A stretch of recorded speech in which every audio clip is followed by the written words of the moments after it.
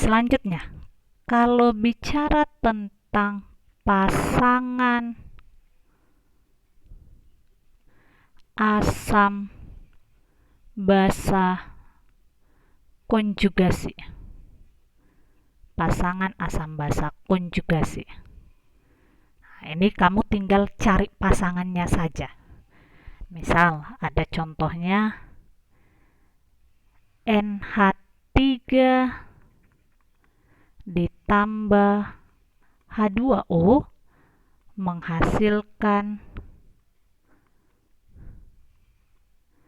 NH4 positif tambah OH negatif. Kalau katanya yang berpasangan, berarti kamu cari yang sama. Misal ini NH3, pasti yang sama kawannya NH4 positif, tidak mungkin ke OH. H2O pasangannya ke OH negatif. Jadi kita pasangkan NH3 berpasangan dengan NH4 positif. Kalau ditanyakan yang mana asam, yang mana basa konjugasi, nah, kata kuncinya yang pertama itu asam itu adalah yang mendonorkan, berarti yang H positifnya itu berkurang. Nah, ini mendonorkan. Ini NH3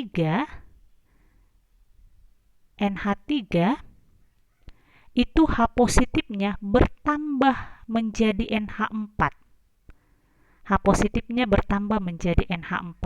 Berarti NH3 di sini menerima H positif dari H2O. Berarti H2O di sini memberikan H positif. H2O memberikan H positif terhadap NH3, makanya NH3 bertambah jadi NH4 positif. Jadi di sini si H2O ini bertindak sebagai asam karena dia memberi. Terus NH3 dia menerima H positif sebanyak 1 dari H2O, ini bertindak sebagai basa karena dia penerima. Lalu lawannya NH3 tadi kawannya NH4 positif. Kalau NH3-nya basa berarti ini menjadi asam konjugasi. Sama halnya dengan H2O dengan OH negatif. Kalau H2O asam berarti OH negatif adalah basa konjugasi. Atau cara lainnya begini. NH3 itu temannya adalah NH4 positif. Yang mana asam? Asam itu yang punya H paling banyak. Sedangkan basa yang punya H paling sedikit. Jadi NH3 hanya 3, NH4 positif hanya 4, maka NH4 positif adalah asam, NH3 adalah basa. Dan konjugasi itu di kanan. Berarti ini jadi asam konjugasi. H2O kawannya OH negatif. Yang paling banyak H adalah H2O. H di sini hanya 2, terus OH negatif hanya 1. Berarti H2O sebagai asam, OH negatif jadi basa. Nah, begitu caranya, ya. Atau seperti tadi, yang mana memberikan itulah sebagai asam, yang mana menerima itulah sebagai basa. Nah, dari sini kalau ditanyakan siapakah pasangan asam basa konjugasinya katanya.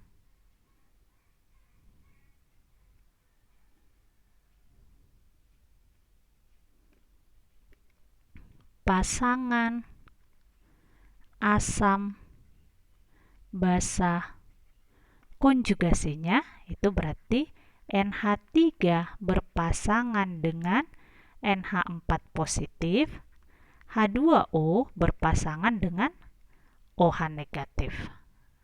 Itu dari bentuk pasangan asam basa konjugasinya.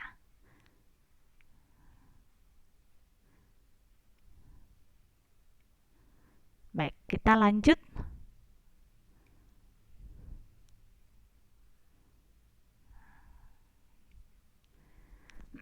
Misal lagi ada soal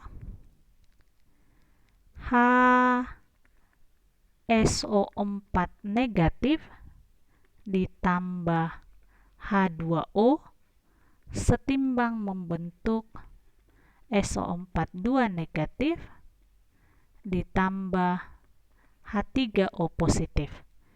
Ditanyakan pasangan asam basa konjugasi. Nah, ini pasti sudah lebih gampang. H2SO4 berpasangan dengan SO4 2 negatif. H2SO4 itu hanya lebih banyak.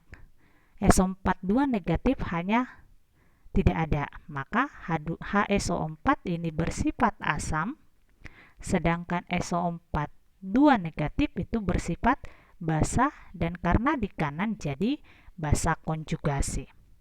Terus H2O itu ke si H3O positif. H3O positif hanya ada 3, H2O ada 2, maka yang paling banyak itu adalah H3O positif. Dialah bersifat asam konjugasi karena di kanan, maka H2O bersifat basa. Jadi kalau ditanyakan pasangan asam basa konjugasinya, HSO4 negatif berpasangan dengan SO4 2 negatif, H2O berpasangan dengan H3O positif. Itu dia untuk pasangan asam basa konjugasi dari Bronsted-Lowry.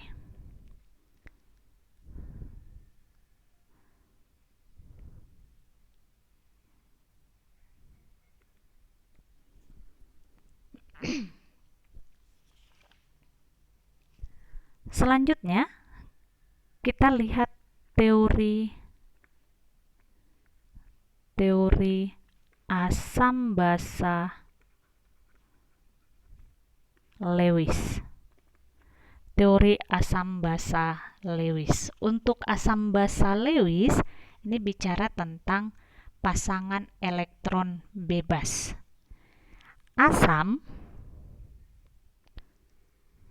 Menurut asam basa Lewis, asam itu adalah senyawa yang mampu menerima atau akseptor pasangan elektron bebas. Sedangkan basa, senyawa yang mampu mendonorkan atau memberikan pasangan elektron bebas. Nah, kalau di sini mungkin lebih jelasnya kita langsung lihat ke contoh soal. Misal ada pada senyawa NH3BF3, NH3BF3. Ini NH3BF3 kalau kita pisah ini sebenarnya dari NH3 dan BF3. Jadi ada dua senyawa, mereka bergabung menjadi NH3BF3. NH3BF3 dalam senyawa ini ada unsur N dengan nomor atom 7 yang kalau dikonfigurasi menjadi 25. Unsur H nomor atom 1 kalau dikonfigurasi 1. Unsur B nomor atom 5 dikonfigurasi jadi 2, 3. Unsur F nomor atom 9 konfigurasi jadi 2, 7. Nah, dari sini lihat elektron terluarnya. Inilah nanti kita buatkan menjadi struktur Lewis. Pada ikatan kovalen di kelas 10 pasti sudah ada belajar tentang struktur Lewis.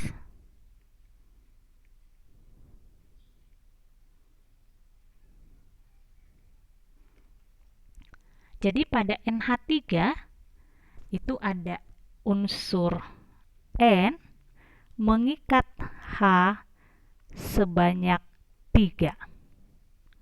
Terus pada BF3 ada B mengikat F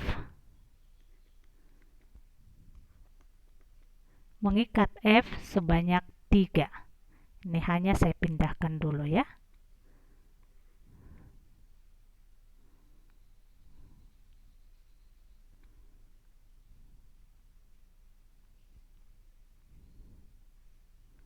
pH-nya saya pindah ke atas. Terus kita buatkan elektronnya. Si H tadi terluarnya 1. Sedangkan N terluarnya 5. Setiap H butuh 1, maka ke setiap H diberi 1, 3 jadinya, sisanya 2 lagi. Sedangkan F terluarnya 7.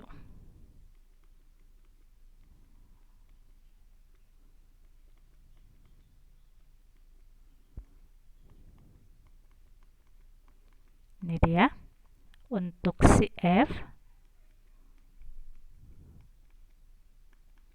Terus B terluarnya 3.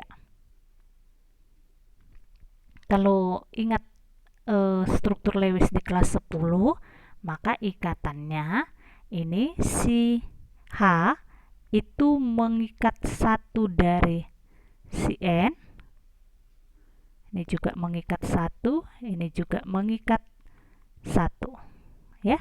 Sedangkan N itu punya dia 5, maka dia butuh 3. Dia ambil 1 dari setiap H. Nah, jadi seperti ini. Terus B untuk F itu juga membutuhkan 1 karena dia punya masih 7 biar jadi oktet.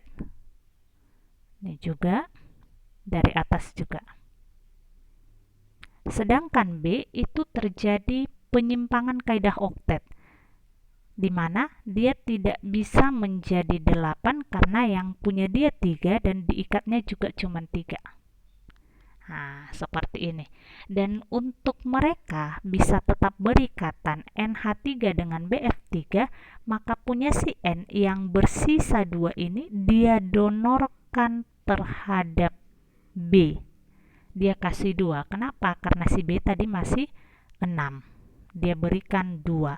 Karena si NH3 memberikan, inilah bersifat basah. Dia memberikan 1 pasang elektron bebasnya, maka dia bersifat basa Lewis. Sedangkan BF3 menerima 1 pasang, maka dia bersifat asam Lewis. Nah, itu dia tentang pasangan asam basa Lewis. Terus kalau kamu perhatikan di bukumu, ada di halaman 161, itu tentang peranan pH dalam kehidupan sehari-hari. Nah, boleh sambil nanti dibaca. Itu ada dalam pencernaan makanan, dalam sistem peredaran darah, juga dalam hal pertanian. Oke, demikian untuk bab 5 tentang asam basa. Semoga apa yang sudah kita pelajari boleh dimengerti, dan pertemuan selanjutnya kita akan masuk ke bab 6. Dan selamat belajar, Tuhan memberkati.